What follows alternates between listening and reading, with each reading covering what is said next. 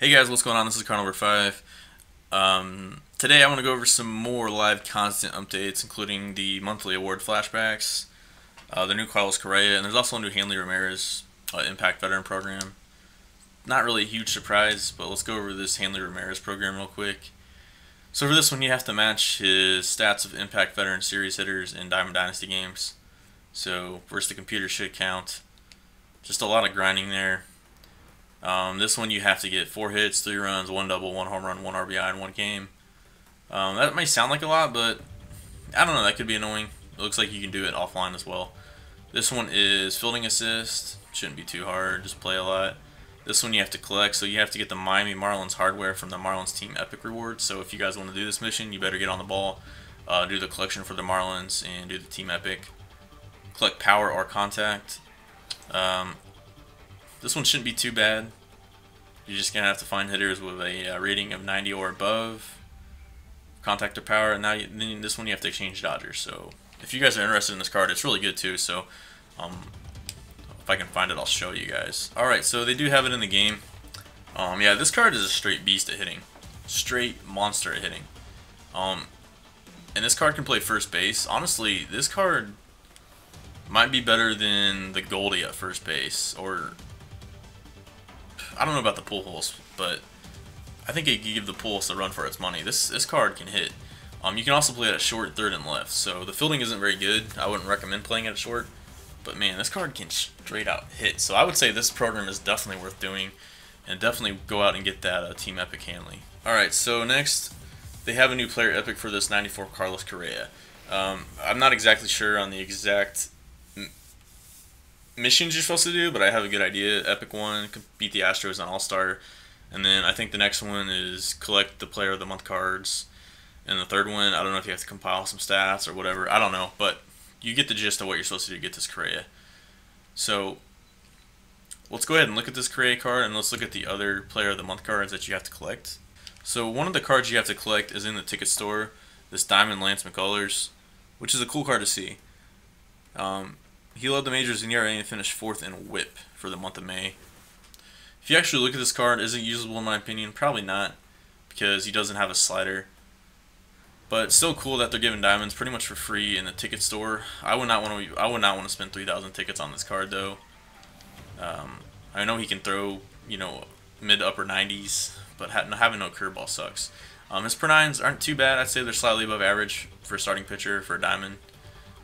So yeah, I mean, there's a free diamond if you guys want to try it out. Let me know if you guys have tried that card, and let me know what you guys think.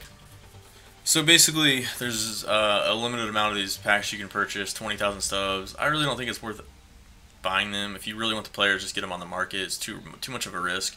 There's 281 left in stock as I do this video. So I just wanted to throw that out there. If you guys want to open one of these packs, maybe you'll get lucky and get one of the cards that sell for a lot more. Let's go ahead and look at the rest of the cards on the market. So like I said, if you get an Alex Wood, sure, you can sell them for 50 to 64,000. Let's take a look at this card though. Diamond starting pitcher, 75 hits per 9, 90 K per 9. So not too bad. I'd say good per 9, nothing great. Comes with a sinker, change, knuckle curve, and 2-seamer. It's kind of an interesting pitch repertoire. Not a huge fan. And he's only going to be thrown in the low 90s. I think maybe 92, maybe 93 tops, but mainly around 91, 92. It is nice he has a sinker. If this card had a slider, I'd give it a try for sure. But he does not have a slider. And really one attribute that's kind of boosting this card's overall, well, 2, the home runs per 9 in the clutch. So not a huge fan of this card. He also has pretty solid fielding for a pitcher. But whatever, if you guys want to get the Correa, you have to get this card. Let me know if you guys have tried this card pitching wise. I personally don't think he'd probably be the greatest, but interesting to see. Next card we're going to go over is this Justin Bour, first baseman. This is actually a pretty solid card. Let's go ahead and take a look at it. Again, if you get this card, you can sell it for 40 to 56K. Hitting is very solid. Fielding is not the greatest, but you're not really getting this card for its fielding. His 94 power versus righties, and he can hit lefties really well too. Kind of reminds me, well, I don't know, this is a very balanced card. Kind of reminds me of the Eric Thames a little bit, kind of a poor man's Eric Thames. Doesn't have the best vision either, so that's another similarity with the Eric Thames. But definitely pretty solid card for first baseman, but fortunately first base is already overly saturated as it is, and there's still a ton more flashbacks. So I wouldn't say this is like a must-have or anything, especially for that price. And then next we have the 89 overall Zach Cozart. Now, this is actually a very, very solid card. He can play second and third, primary at short. Above average fielding, not the greatest speed, but when you look at his hitting, 76, 79 versus righties, and then 90, 89 versus lefties. This could be a good card to have on your bench or to start at shortstop, honestly. So yeah, for that price, 21 to 27, I would kind of compare this card to maybe like the Carlos Correa at the Player of the Month. But yeah, I know Correa hits righties a little bit better, but this is a very solid card. I don't know if the price is worth it, 21 to 27. Maybe it is worth it. I don't know, but there's not too many shortstops with that good hitting. Actually, let's look at all the shortstops right now and kind of compare.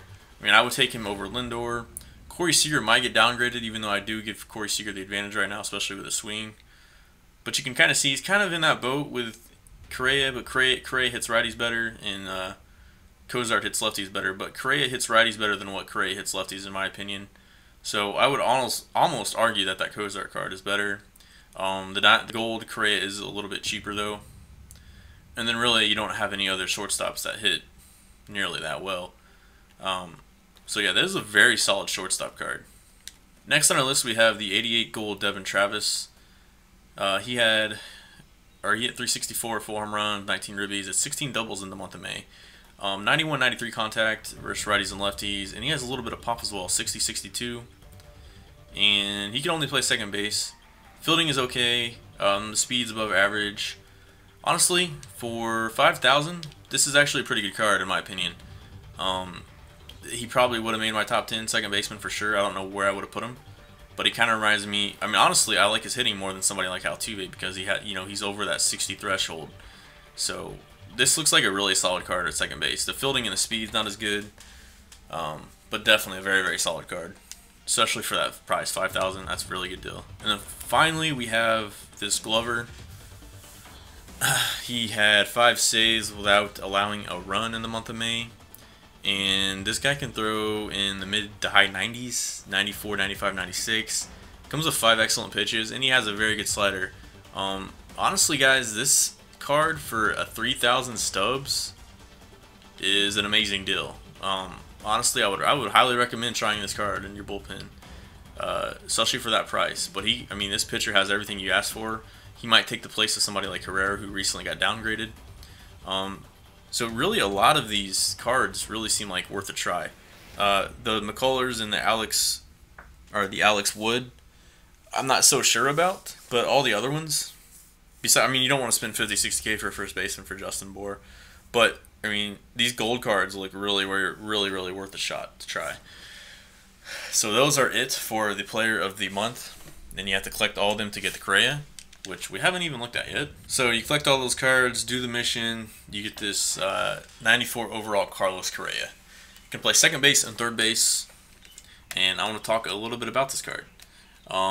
So he's going to cost you a lot of stubs, probably maybe close to 200K. I don't know if I'm doing the math right. Would probably not even that much. So if you guys think he's worth it, let me know. Personally, I'm about to do my shortstop list, so I'm curious to see where he'll rank. But he looks really solid. 95, 92 versus righties. I would say that's better than Corey Seager. Corey Seager does have a few quirks though, and Corey Seager also has inside edge. But Corey Seager may be going down. Correa and Seager both have that compact swing. Correa doesn't hit lefties as well, but of course you have the opposite handedness advantage versus lefties. And he's still really solid versus lefties. 90, 77 is still very solid. 71 vision is not too bad either. Defense, not the greatest, but above average, I would say. And he has 65 speed, which again, I'd say is average, above average, what do you want to call it. But he can play second base for you. So if this card cannot play second base, I would definitely say it's not worth it. But since he can play second base, I would say this card is right up there with the Seager. And honestly, I think the Seager might get downgraded. So honestly, guys, I don't know. I think this card might be better than the Corey Seager because they both have the good swings. Really, the only advantage I'm giving Corey Seager right now is the quirks and the fact he's left-handed. But if he gets downgraded to gold, which I think he will, and Corey Seager may also, lose some points in contact versus righties because he hit like 330 last year versus righties, and this year I think he's hitting like 280. So, yeah, I don't know. And he can play third base for you as well. So let me know what you guys think of this card if you guys plan to get him. I know he's super expensive. and you might not think he's worth it, but the other cards you do get in order to obtain him are also really good as well. So I would say this Player of the Month and this Player Epic is definitely better than what they had last month of Eric Thames. A lot of those cards were just terrible. Eric Thames was a good card, but the other ones were just terrible. So let me know what you guys think. Anyways, it's going to do it for the video. Thanks for watching, guys. This is Cardinal Bird 5 signing out. Peace.